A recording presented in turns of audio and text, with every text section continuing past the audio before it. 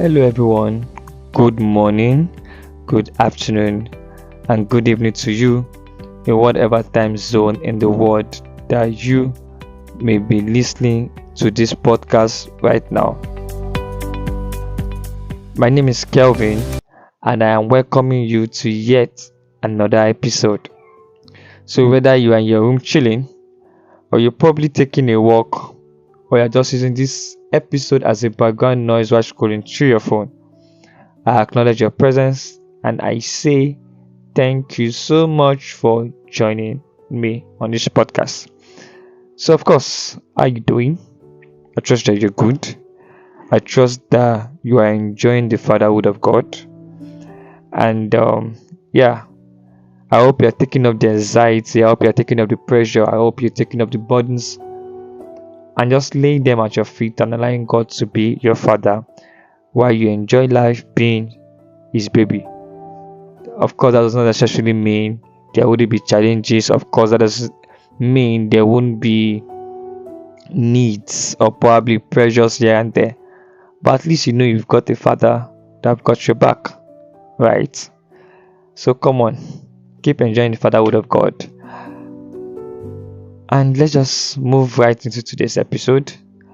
So if you've probably been keeping up, if you've probably been following me, of course you would know that we've been on a friendship audit for the past 2 episodes, and we've looked at why evaluating our friends, the friends we keep, is quite necessary. So like there are those that we need to let go of, there are those that we need to give them distance, and of course there are some that we need to fight for. And we looked at how our personalities, faiths, and past experiences shape the kind of people we call friends or the people we attract. And if you probably haven't listened to any of those episodes, come on, you can hop right in. So today we'll be taking it a step further. We'll be looking at another direction, which is something I would consider crucial, and it is what I titled Auditing Your Friendship with Clarity.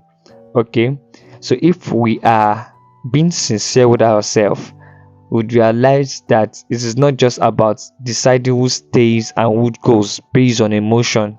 Okay, it's all about seeing things clearly. So, and clarity isn't just about our friendship. Okay, clarity affects our decision making and it influences timing. It influences the chaos moments in our lives. So, if you do not see your friendship clearly, you might be holding on to people that you should let go. You might be holding on to people that are delaying your destiny.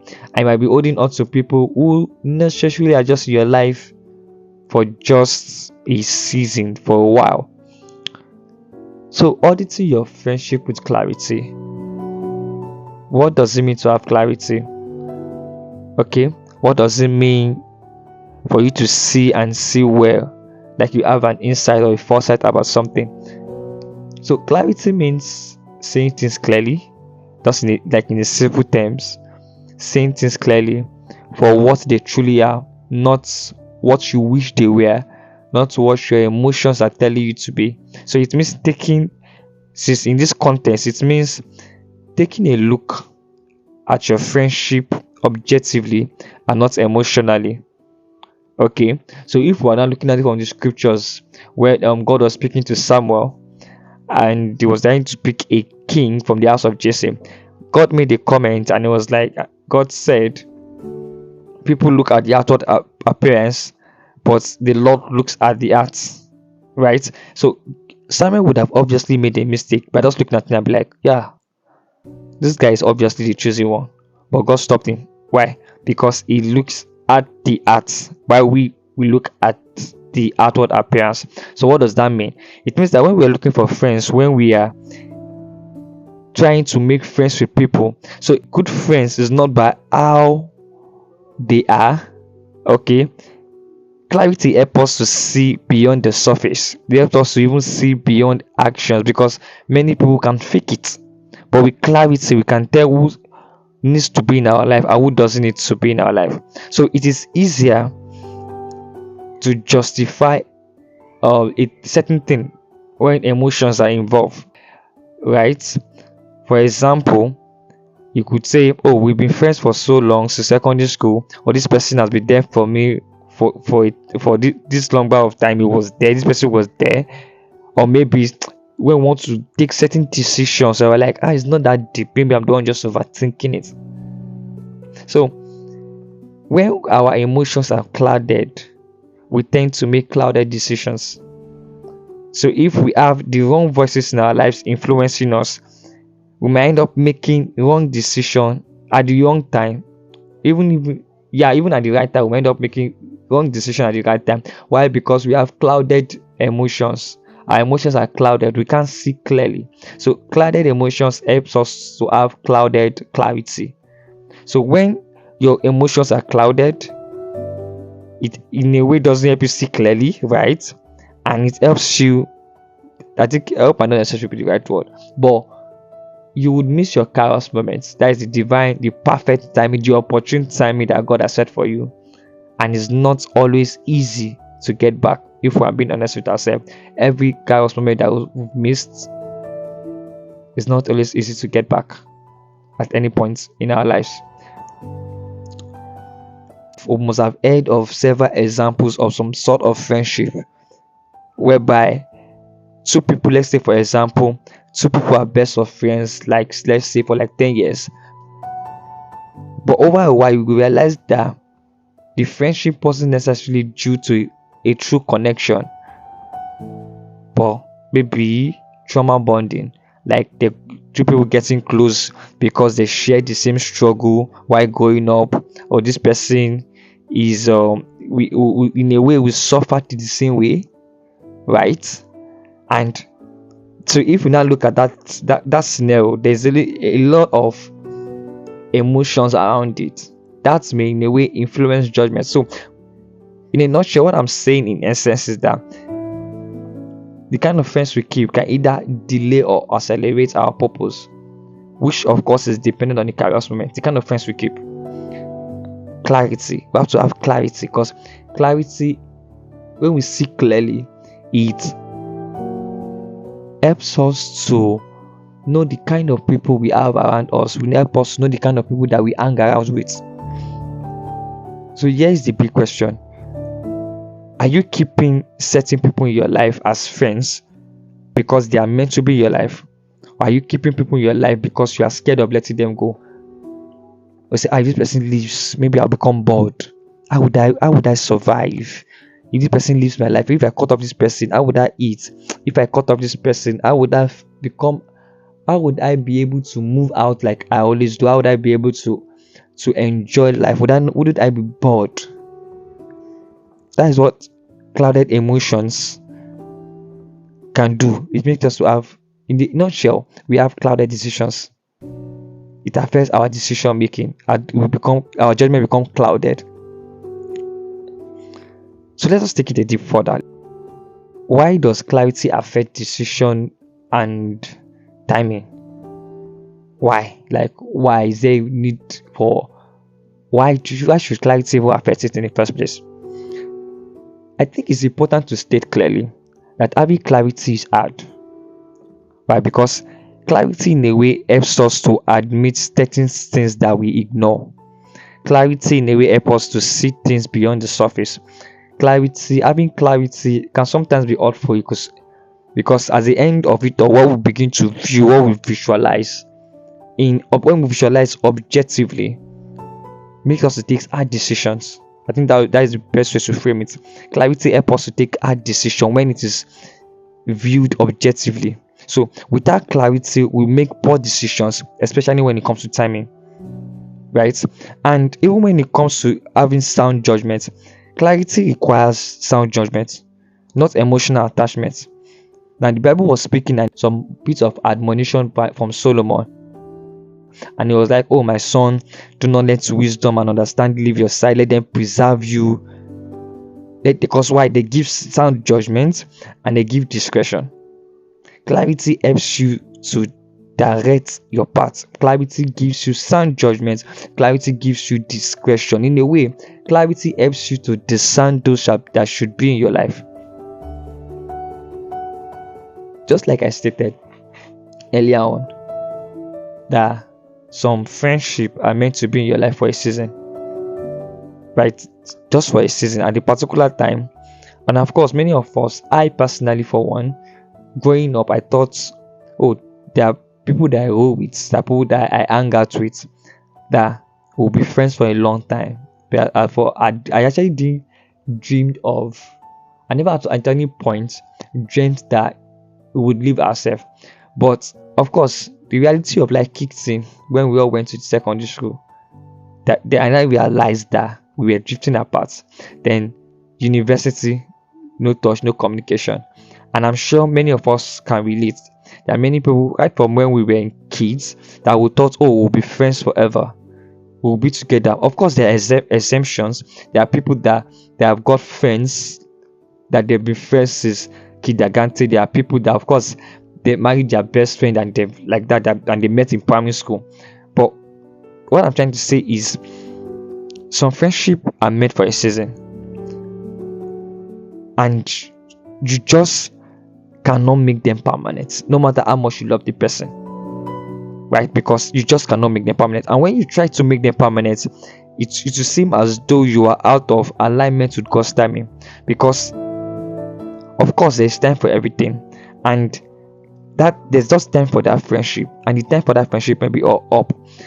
It could be that there's someone in your life that you are trying to get in contact with, like we're never like this, what's up? Of course, the logical reason that of it may be everyone is busy with life.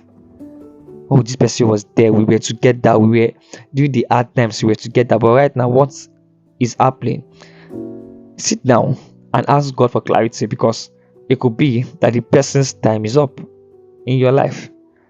And no hard feelings. It's okay. It's fine. It's perfectly okay. It's perfectly fine. Right? Because life happens along the line. It's just time. There's the time for everything. Maybe time for that person in your life is up. And if we decide to view it again from the scriptures, that is Proverbs 4 verse 7, paraphrasing it, where the Bible says, wisdom is a principal thing. Therefore, get wisdom. I know that get understanding. So, what is the relationship now? What's the relationship? How did wisdom get into this thing now? See, this is that wisdom requires clarity. In all honesty, wisdom requires clarity. If you want to make better decisions, you want to make better choices in your friendship, you need to see clearly first. You need to have a right view, right? You need to see clearly. Sound judgment requires clarity. Discretion requires clarity. Wisdom requires clarity. Okay, because believe it or not, there is something known as the power of healthy friendship in decision making, and there is also something known as the power of toxic friendship in decision making. As long as they are your friends, be it a healthy relationship, be it a toxic relationship, they have the power to influence your decision making, influence your choices, right? So I stumbled across a study, an Harvard study, that found out that strong friendship increases happiness and reduces stress. So people with healthy relationships are more confident in making big life choices. I'm sure many of us can relate to that. And a study from the University of Virginia found out that people make riskier and sometimes reckless decisions when surrounded by negative friends. That is true. There are so many times that we've made decisions that when we look back, we're like, how on earth did that happen? How on earth did I let this person influence me that badly? How on earth did this person have such strong hold in my life that I made such silly decision? Okay, very silly decision. But let me just make it more relatable. So there was this lady, right, that was naturally disciplined when it came to her work. Let me just say, she was disciplined. Something is an habit that you form, right? So the word naturally disciplined, no one is. So I'm just trying to correct myself. Naturally disciplined, is it correct? Now, no one is born disciplined. It's an habit that you form. So I would just say there's this person, right, this lady that was disciplined when it came to her work. So she started hanging out with a group of people that normalize procrastination. Right before her eyes, right before she knew it, decided to make excuses. She decided she would miss deadlines. And she started settling for less. And a year later, when she decided to do a sort of reflection, she looked back and I realized that the people that she was hanging out with shifted her standards without her even noticing. So that is the power of friendship. That is the power of toxic friendship. Now imagine the power of healthy relationship, healthy friendship. So it's just that the friends you keep, be it healthy ones or be it toxic ones, they influence your sense of timing. It's not just your life. Just like I've been saying in the last two episodes, when you have friends, you give them access to your life. And when you give people access to your life, you are giving them the ability to influence your life. So access means influence. And of course, influence, there will obviously be results and effects. So a simple question. Is the cycle of friends you're keeping, did it make you second guess yourself when you should be moving forward? Look at how your life was before you met certain people, and look at how your life is right now that you are relating with them or probably left them. As your life moved a bit further, as your life be better or was just there, probably you'll be stagnant or even became worse off. This is what we should look at. And there is something that came to my mind while preparing for this episode, and it's something known as the matter of frenemies. Yeah, the matter of frenemies. So friends, people that you call your friends, but they're actually your enemies. Okay, they are your friends, but they're actually your enemies. And the thing here is, you need discernment to even know these people, because there are those that may actually in your front do you good, wish you well, sometimes even inconvenience themselves, but they don't necessarily want you to in a way to be better, not even at the expense of you being better than them. So when you are taking steps, dangerous steps in advancing your career, when you are taking dangerous steps in your work with God, when you are taking dangerous steps in becoming a better person, like they will do everything within their power to stop it. And yet you would think that they are probably your friends. And when you begin to notice some of these traits and you start to make one or two comments, they may employ the status of gaslighting. Begin to say things or react in a way that makes you feel like the one that is overreacting. And meanwhile, they are not really your friends. They are just frenemies. So you may consider them your friend, but no, they aren't. And speaking of which, I just remembered a statement. I can't even remember where I got that statement from, but I was on Twitter, and the comment was, I think someone made the comment, and I can't even remember where I was on Twitter or one of those memes on WhatsApp status, and it was, is your best friend your best friend, or are you your best friend? Yeah, I think that is it. Are you your best friend? So it's quite funny how you would consider someone your friend or even a best friend as at that, but the person doesn't see you in that light, right?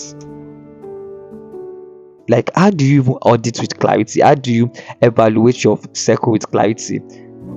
Not for you not to miss your correspondence, not for you not to miss your timing, not for you not to make the wrong choices at every decision making point in your life, right? So in terms of evaluating your friendship with clarity, what does it really mean in essence? Because when you have clarity, it means you would have conviction. Clarity grants you conviction, solid conviction. So when you see and you are sure of what you've seen, your conviction is built up. You have begin to have solid convictions, and no one can take away what you've seen. So the number one thing I would advise is, when it comes to having clarity, is through prayer. So it's essential you ask God to make you see clearly, and you begin to ask God for wisdom, because clarity is needed. It cannot be overemphasized in this episode. Cannot be overemphasized. Some friendship need boundaries, and that is okay. Some friendship needs to end, and that is okay. Some friendship you need to fight for it, and yes, that is okay. But how would you know? Through clarity. Not everyone is indispensable. So it's important that we state that first. Not everyone is indispensable. So James 1 verse 5 was saying, if any of you lack wisdom, let him ask of God who giveth liberally. You need to know the relationship that is worth fighting for, and you need to know the relationship that is worth letting go of. But you need wisdom. And number 2, which is a very, very vital point, is that you need to view friendship through the lens of your purpose in Christ.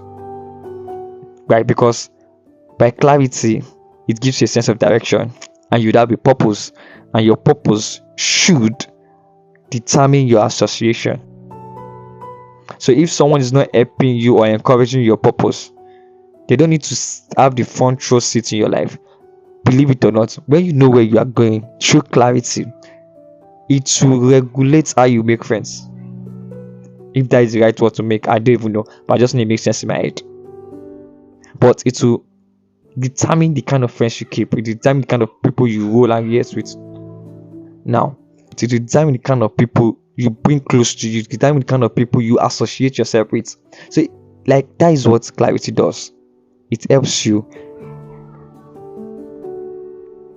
determine the right association. Right? And let us be frank with ourselves. If your friendship is making you miss your timing, it's time to reposition them. I said it in last episode. I think I said it in 2 episodes before now. I won't say it again. If your friendship are making you miss your time in your Kairos moments, just look back. Look at every Kairos moment you've had. Have you missed any opportune time due to the kind of friends you keep? Have you made the wrong decision, made the wrong choices due to the friends you keep? If that is true, it's time to reposition your friends. There are some that should have this front role in your life. Mind you, even when there are people that have done well for you, right? It just be that the time in your life would, I don't want to emphasize what I was talking about season, because there are times that people would help you, people will be there for you, but their impact may just be within a time frame. But that is fine. I don't want to re-emphasize it. That is okay. But all I'm saying is, look, examine your friends. Examine the circle of friends you keep. If your circle is making you miss your time, if it's making you maximize your time, either ways, either positive or negatively, you are being affected, reposition it. So move forward without guilt. And it's important to state that some friendship naturally fade when we step into the next season of our lives, and that is okay. That's fine. The people you surround yourself with will influence how fast or slow you move in life. If Jesus had levels of people that were associated with him, if he had the crowd, he had the 70, he had the 12, he had the 3, he had 1, of course, that nothing stops you from having people that you should call your inner circle that is determined by clarity. That is, of course, determined by clarity. So if Jesus, in none of his wisdom, was intentional about access, I don't see any reason why you and I shouldn't be. So, please pray for clarity, because it affects every areas of our lives. Yeah, we've come to the end of this episode, and by God's grace, I'm sure you've learned 1 or 2 things. I'm sure you've taken up something. Okay. So I want to say, be intentional about your life, and trust God to help you. Trust your Father in heaven to help you. And at the end of it all, you'll be grateful you did. So yeah, thank you for spending your time with me. And until next time, please live purposefully and please live intentionally. And yes, I will not stop saying it. Keep trusting in the fatherhood of God. Until next time, Bye bye.